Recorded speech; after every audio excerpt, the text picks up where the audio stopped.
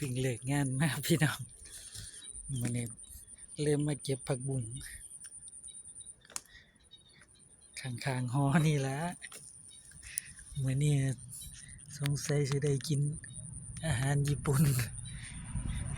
นี่ล่ะผักบุ้ง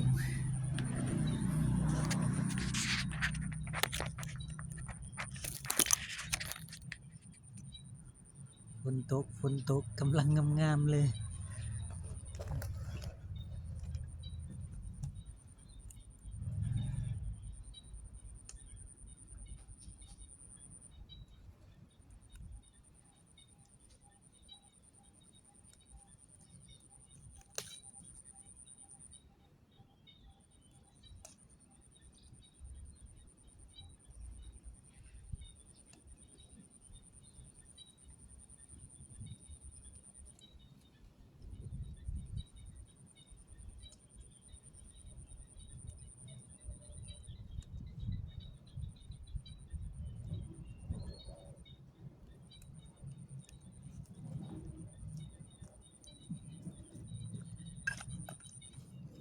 จักแม่นผักบุ้งอิหยัง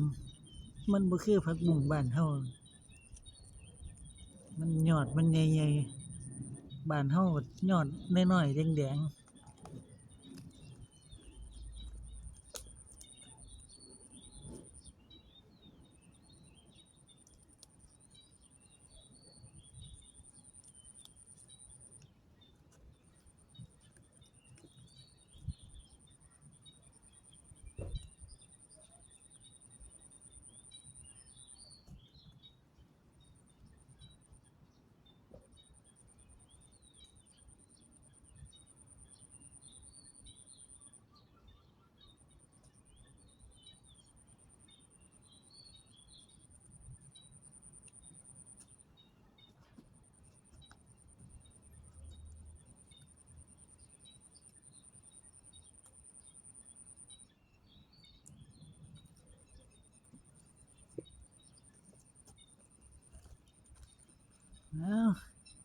เอาแค่พอกินมื้อนี้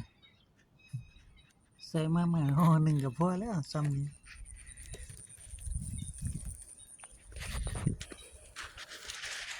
เอาละแล้วแรงแล้วมื้อนี้ส่ำนี้ก็ได้